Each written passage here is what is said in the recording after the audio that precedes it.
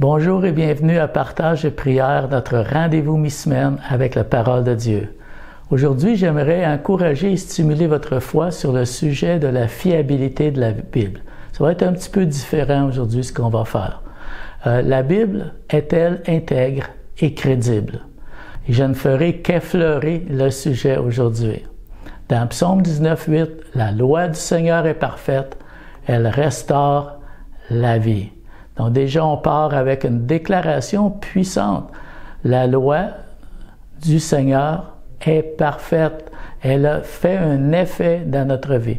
Déjà, ce verset nous déclare que la loi, elle vient du Seigneur. C'est sa parole. Donc, elle est parfaite. Ça veut dire sans défaut. Elle est intègre. Elle n'est pas souillée. Elle est saine. Elle est droite. Et elle agit sur notre vie. Vous savez, dans l'âge scientifique moderne, la nouvelle génération remet en question les croyances des générations précédentes. Ils ont beaucoup de mal à comprendre pourquoi ils devraient placer leurs croyances et leurs valeurs morales sous l'autorité de la Bible. Et en réalité, très peu ont pris le temps de lire la Bible. Mais en même temps, la grande majorité suit l'idée erronée et qui est populaire que la Bible a été modifiée avec le temps par les copies et les traductions, donc elle remplit d'erreurs et on ne peut pas s'y fier. Et pourtant, les auteurs bibliques ont toujours affirmé qu'ils transmettaient la parole même de Dieu et digne de confiance au plus haut degré. Dans Isaïe 40, verset 8, on lit « L'herbe se dessèche, les fleurs se fanent, mais la parole de Dieu, la parole de notre Dieu, est à jamais fiable ou subsiste à jamais. Donc, ou durera, subsistera éternellement. » Donc, ce que Dieu a prononcé, ça n'aura jamais de fin. C'est fiable. Ça va toujours durer, ça va toujours subsister. Dieu veille sur sa parole. Alors, est-ce que la Bible a été changée ou puis-je encore m'y fier? C'est vrai que dans l'Antiquité, il n'y avait pas d'imprimerie. Donc, les manuscrits originaux étaient copiés et recopiés à la main et passés ainsi à la génération suivante. Donc, c'est normal qu'on puisse remettre en question le processus de transmission. Mais, pour évaluer la valeur historique d'un document, on le soumet à des types d'examens pour vérifier l'authenticité et l'intégrité. Est-ce qu'on connaît l'auteur du document? Est-ce qu'on connaît la date de ce document? Est-ce que ce document est tel qu'il a été écrit par son auteur? Est-ce qu'il a été altéré par la suite? Récemment, j'ai fait plusieurs recherches sur la transmission des textes bibliques, des manuscrits anciens et des découvertes archéologiques. Je me suis dit que ce serait bien de partager ce que j'ai appris avec vous pour que vous en profitiez également. En fait, c'est à Hong Kong que j'ai premièrement été inspiré. En mars 2017, à Hong Kong, j'ai pris part à l'Expo Inspiré qui présentait des artefacts, des manuscrits bibliques de grande valeur, provenant de collections privées et de grands musées du monde. C'était des pièces magnifiques. Certaines étaient assurées à $1,5 million tellement ça valait cher. Ça venait de musées et de collections privées. Nous avons eu plus de 20 000 visiteurs qui sont venus à cette exposition. J'ai beaucoup appris. Tous les jours, j'étais là et je me suis retrouvé guide pendant quelques jours pour expliquer aux visiteurs l'importance de ces découvertes archéologiques et expliquer selon les découvertes des manuscrits anciens. Et de toute la variété des pièces présentées dans cette exposition, j'aimerais vous présenter les pièces qui m'ont le plus fasciné. Premièrement, il s'agit du codex, ce qu'on appelle le codex Sinaiticus, un manuscrit d'environ 1600 ans, écrit autour de l'an 330 après Jésus-Christ, qui contient la majorité de l'Ancien Testament et la plus ancienne copie complète du Nouveau Testament en grec. Le grec, à ce moment-là, était adopté par les premiers chrétiens. C'était la langue populaire de l'époque. Donc, ce document a été découvert en 1859 dans un monastère au pied du mont Sinaï en Égypte. Au début, on a découvert que quelques feuilles, si vous voulez, et plus tard, on a continué de découvrir et d'assembler. Quelle est son importance pour nous aujourd'hui? Il y a beaucoup à dire à ce sujet-là. Premièrement, c'est la plus vieille Bible du monde qui existe. C'est un des codex, qui veut dire livre, ayant le plus d'autorité pour les traducteurs bibliques. C'est l'un des plus grands manuscrits qui a survécu à l'Antiquité.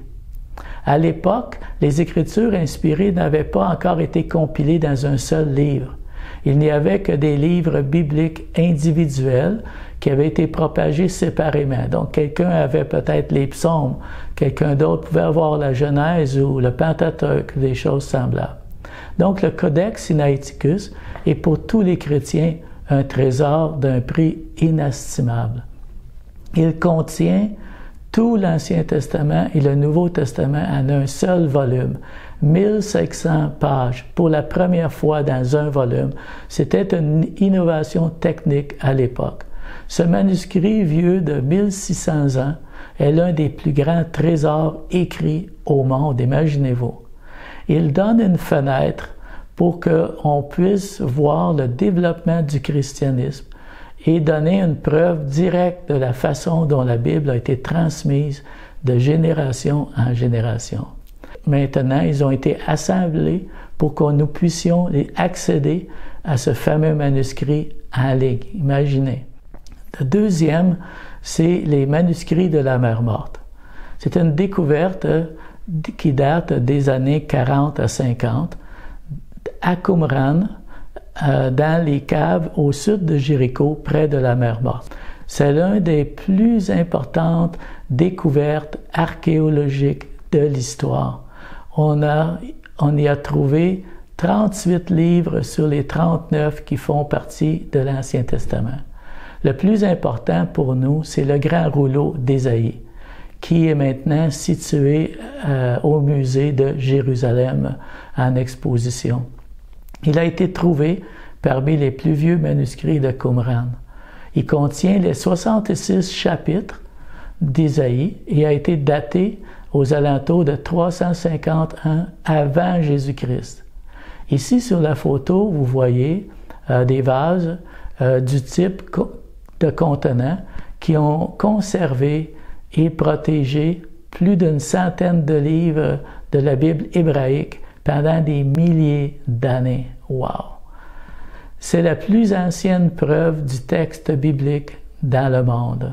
Avec les manuscrits de la mer Morte, nous avons des manuscrits d'environ 1000 ans plus anciens que les plus anciens qu'on avait à l'époque, qui dataient des temps médiévaux. Toute une découverte. La vérité époustouflante dans tout ça, c'est que ces manuscrits sont presque identiques. Cela nous démontre le soin extrême que les scribes juifs ont pris à travers les siècles pour copier fidèlement les Saintes Écritures. Il y a un des fragments qui s'appelle 4Q521, ou la prédiction de la venue du Messie, qui présente des listes de miracles que le Messie accomplirait par lesquels on le reconnaîtrait. Imaginez, ça veut dire que les gens qui ont écrit ce manuscrit, ce livre ou ce parchemin, croyaient dans le Messie, ils croyaient dans ce que le Messie accomplirait. On lit « Celui qui libère les captifs, rend la vue aux aveugles, redresse le courbé, car il guérira les blessés, ressuscitera les morts, apportera de bonnes nouvelles aux pauvres. » Et tout ça, on retrouve dans le Nouveau Testament quand Jésus mentionne souvent que les miracles qu'il a accomplis sont des signes qu'il est le Messie. Comme dans Luc chapitre 7, versets 21-22, quand les disciples de Jean sont venus lui poser la question que Jean-Baptiste, qui était emprisonné, a demandé à Jésus, « Devons-nous en attendre un autre ou es-tu celui qu'on attend? » Alors Jésus guérit à l'heure même plusieurs personnes de maladies, d'infirmités, d'esprits malins. Il rendit la vie à plusieurs aveugles. Verset 22, « Il répondit, « Allez rapporter à Jean ce que vous avez vu et entendu. Les aveugles voient, les boiteux marchent, les lépreux sont purifiés, les sourds entendent, les morts ressuscitent.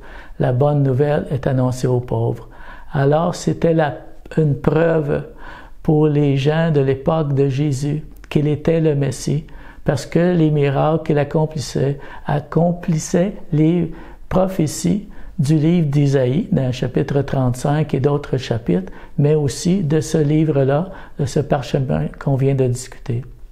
Un autre point intéressant, c'est que dans le grand rouleau d'Isaïe, il y avait un marqueur, une marque au paragraphe d'Isaïe 52, verset 7, qui en fait connecte les passages sur le serviteur souffrant, le Messie qui devait souffrir. Donc, les interprètes juifs qui ont copié ce rouleau, 200 ans avant Jésus, croyaient qu'il y avait un lien et que le Messie devait souffrir pour expier les péchés. Celui qui me frappe le plus de toutes les découvertes, c'est le papyrus P52. C'est le plus ancien fragment de l'Évangile de Jean, datant d'environ 125 ans après Jésus-Christ. C'est un très petit morceau, 3,5 par 2,5 pouces. Donc, sur le côté face, on lit le texte de Jean, chapitre 18, versets 31 et 33. Et l'importance de ce fragment est tout à fait disproportionnée par rapport à sa taille. Même s'il ne s'agit que d'un petit fragment, c'est la preuve que l'Évangile de Jean était déjà en circulation vers les années 100 à 125 après Jésus-Christ. On lisait l'Évangile de Jean déjà en Égypte. Pour moi, qui suis un missionnaire, ça m'a vraiment allumé d'apprendre que ce papyrus fut retrouvé en Égypte, loin de l'endroit d'origine, là où l'Évangile, selon Jean, avait été écrit. L'Évangile de Jean a été écrit à Éphèse vers les années 90. Et là, on le trouve découvert, traduit en grec coptique, en Égypte, près du Nil, environ 35 ans après son origine. Wow! Ça nous donne de quoi réfléchir ici. Ça nous fournit des preuves inestimables de la propagation du christianisme dans les régions éloignées de sa terre d'origine. Et devant tant de preuves convaincantes comme celle-ci, ce que j'ai remarqué à l'expo inspiré de Hong Kong, c'est l'émerveillement des chrétiens et aussi des non-chrétiens devant tant de preuves irréfutables, devant tous ces objets anciens, toutes ces découvertes archéologiques qui soutiennent la crédibilité de la Bible, la fiabilité. Alors, est-ce que la Bible a été changée? Est-ce que vous pouvez vous fier à la Bible? L'une des raisons pour lesquelles vous pouvez faire confiance à la Bible est que tous les textes anciens qui ont été découverts, la Bible possède les copies les plus survivantes de ces documents originaux et le plus grand nombre. Combien de manuscrits anciens existent aujourd'hui? Selon les experts, on aurait 17 000 documents de l'Ancien Testament et 25 000 documents ou parchemins ou fragments du Nouveau Testament. La Bible a été transmise avec une grande précision au cours des siècles. Dans le psaume 18, verset 31, on lit « Les voies de Dieu sont parfaites. La parole de Dieu est éprouvée. Il est un bouclier pour tous ceux qui se confient en lui. La parole du Seigneur a fait ses preuves. » Wow!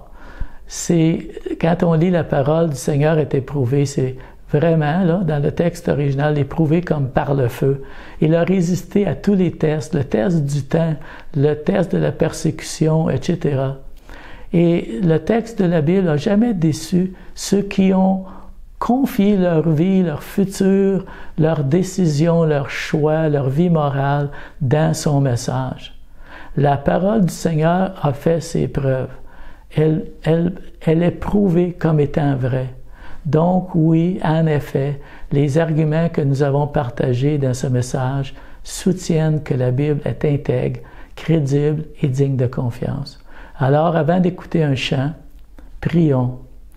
Seigneur notre Dieu, d'abord on veut te remercier pour nous avoir donné la Bible, pour l'avoir préservée, pour avoir inspiré et aidé ceux qui l'ont copié, recopié, pour l'invention de l'imprimerie, pour tous les martyrs qui ont voulu transcrire et traduire la parole de Dieu dans la langue du peuple là où ils vivaient.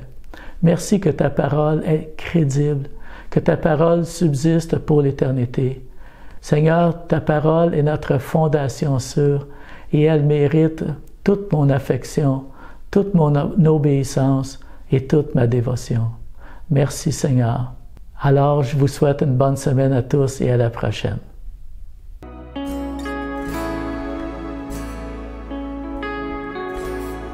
J'ai cet espoir,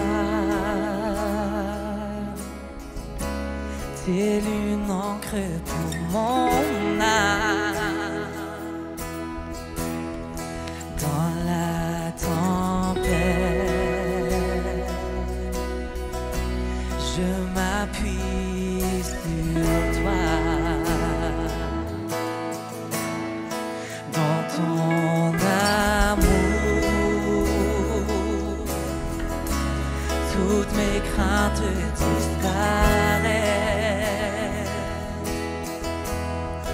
En toutes choses, j'ai confiance en toi. Je sens mon espoir. Mon espoir est assuré à la croix. Tu as tout donné, tu nous as rachetés. Cet espoir